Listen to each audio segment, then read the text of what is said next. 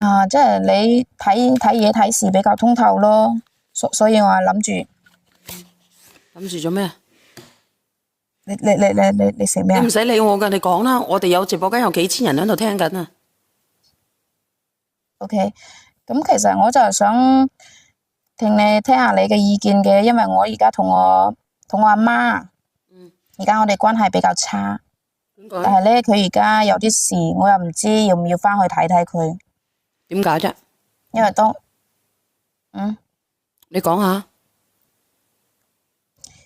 因為我當時其實我後生嗰陣時檀咧，香手串係冇勾絲佢嘅，檀香手串冇勾絲嘅，唔需要勾絲嘅。你講。因為嗰陣時咧，我同我父母鬧得有啲僵，係因為我後生嗰陣時咧拍咗幾次拖，咁咧我啊同我嗰啲男朋友啊，同佢哋咧就有咗 BB 嘅，咁當時咧後生唔識事咯，所以咪落咗好多次嘅。後尾我終於遇到一個，其實唔係好多次，加加埋埋有4、5次咯。點解你咁傻嘅？點解你要加埋埋你可以落4、5次嘅？你唔辛苦嘅咩？辛苦係辛苦啊！嗰陣時諗住後生啊嘛，咁再加上嘅話，嗰陣時男朋友又同我講，其實都未想要 BB，咁我咪聽咗佢話。咁點解你唔做防護措施呢？有做噶，後邊唔係幾舒服就唔做啦。唔係幾舒服，係你唔舒服定係佢唔舒服啊？佢唔舒服。佢唔舒服就唔做，但係傷害嘅係傷害邊個啊？你唔知道好傷身嘅咩？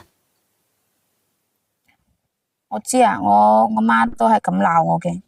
嗰陣時，講起身嗰陣時都係後生唔識。後邊其實我有識到一個男朋友好好噶，但係我媽佢都唔同意。點解？就係因為彩禮嗰啲事咯。彩禮要好多，你阿媽係咪？要多又唔係好多，38000。你阿媽要38000，咁點解唔同意啊？係因為當時我有咗嘅，然後咧我前男友佢屋企嗰啲嘅媽媽，然後同佢個大姑姐啊，佢又話咧結咗婚之後樣樣都要錢，屋企咧又唔係有幾多嗰啲好有銀紙嘅，就咪做啲小生意嘅。我老公即係我前男友啊，當時咧喺佢鋪頭係幫手嘅，即係可以講就係幫自己屋企嘅生意咯，就冇咩銀紙咁嘅意思，就係話做生意38000都攞唔出咩？佢即係話意思係我嫁咗去就係佢嗰度嘅人啦。其實禮金呢啲嘢咧就唔係好咁着緊嘅，所以就當係幫輕佢。咁你覺得冇意見係咪？唔俾38000都冇所謂，係咪咁嘅意思？其實我當時我諗又係，所以嗰陣時我又天真啦，比較單純，我係諗住同我父母商量下咯，同我媽咪傾下。但係當時我阿媽佢就鬧我，佢話如果係咁樣嘅話，38000都攞唔出嚟嘅家庭，你就算係嫁咗以後過去嘅話，都係唔會幸福嘅。再加上你嗰個男朋友就係因為呢啲38000個禮金，然後聽佢阿媽話，又俾得咁少都唔肯俾嘅話，正正係媽寶男嚟嘅。就算你嫁咗過去，佢都唔會向住你。咁我想問下直播間嗱，你呢句話你唔好講嘢住，你亦都唔好去回答我。你睇公平啊，妹妹。直播間有冇人做老母嘅？你覺得38000多唔多？直播間嘅人嫁嘅結婚嘅38000多唔多？快啲覆我。你自己睇睇，姐姐睇，你識唔識得睇公平啊？你入過我直播間嘅應該識嘅。嗱，咁佢又覺得唔多嘅。作為家長，佢覺得你應該都唔係話一筆好大筆嘅錢嚟嘅啫。咁你繼續講啊，妹妹。係啊，我媽都講話唔多嘅。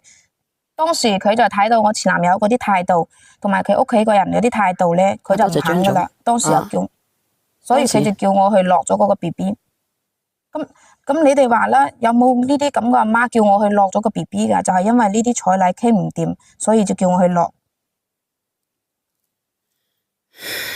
咁我嗰時又蠢啦，因為又後生，諗住阿媽講嘅嘢應該唔會有錯嘅，咁我咪聽佢話去落咗咯。哦，即係你覺得你自己蠢，聽咗你自己媽媽話蠢係咪？其實如果唔係我聽佢話嘅話，後面呢啲事都唔會有呢啲事發生嘅。哦，即係你真係聽咗你阿媽落咗個 BB。係。我聽你個心態都唔。因為聽咗佢。啊，你講，你繼續講。多謝你啊，阿張總。因為當時如果我唔聽嘅話，我前男友就唔會話聽佢自己屋企阿媽嗰個建議就去相睇，就唔會話同人哋結婚而唔同我喺埋一齊。你嘅即係話咧，你係落咗個 BB，佢就揾人哋相睇係咪？係啊，因為佢覺得，因為當時咧，我前男友嘅媽就覺得我呢份人咧就唔遵守，係咪？就因為呢啲咁少嘅事，就將佢嘅肚裏嘅 BB 就打咗啦，所以佢咧就好嬲，唔同意我前男友同我喺埋一齊，即時就安排咗第二個女人同佢相睇噶啦。哦，第二個女人唔使禮金嘅。要揾，當時佢哋好快就結婚噶啦。咁點解人哋有禮金，點解你就唔需要禮金呢？哎呀，點話呢？因為當時可能唔係話唔使禮金，只不過想商量下，但係結果我阿媽呢，佢又比較偏激，諗法呢又比較係嘛，比較太俾人哋覺得就係太在乎嗰啲銀紙噶啦，就係喺嗰度賣女咁嘅意思。38000點樣賣女啊？38000點樣去在乎啊，妹妹？點解人哋嫁過去俾你前男友，人哋可以有禮金？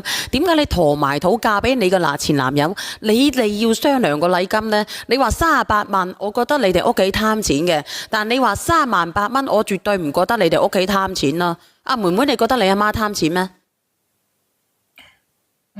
嗰陣時我真係我唔知啊，但係我覺得咧，我阿媽應該係為我好嘅，所以我信咗佢。包括就算我前男友同我分手嗰陣時，雖然我好傷心，但係我覺得阿媽都係為我好嘅。啊！但係問題你知唔知啊？我後邊我識咗呢個老公咧，係佢介紹我識嘅，就係因為咧當時佢叫我落咗個呢個 BB，所以搞到我而家同我老公啊一直好難有 BB。6年噶啦，我同我老公而家6年噶啦，一直都冇。如果唔係當時我阿媽非係肯要我去打咗個 BB 嘅話，話唔定我而家做咗阿媽噶啦。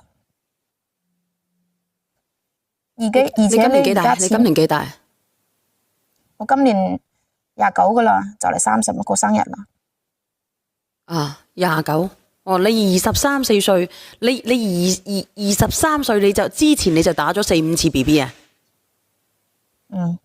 所以嗰陣時咪話後生咯。有啲嘢又唔識，咪聽阿媽講咯。阿媽為我好，我係聽佢話，結果搞到我而家咧想要個 BB，想做阿媽都想做唔到。醫生話要做試管啊，但係咧又檢查到話但係佢又話檢查到我自己咧身體唔係幾好啊，有宮內膜炎啊，即係子宮內膜炎。係啊。就算係做試管，就算做試管做咩啊？都好難有。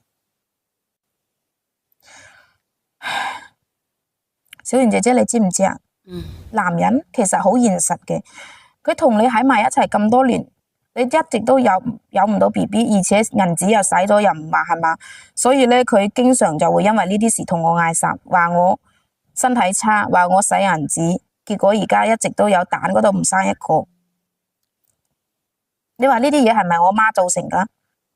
再加上我老公而家就係因為我一直錢又使，然後咧 BB 又冇，你搞到而家出去外邊有人。即係佢係出咗軌係咪？係啊，所以我係覺得，如果當年唔係因為我阿媽係咪非肯定要過嗰啲彩禮，講我前男友唔好嘅話，我就唔會話落咗嗰個 BB， 就唔會話搞到我而家身體差。嗰陣時我又唔識，可能如果我唔落嗰次嘅話，我自己身體就唔會咁樣，就自己唔會咁差。如果唔係咁嘅話，我老公就唔會話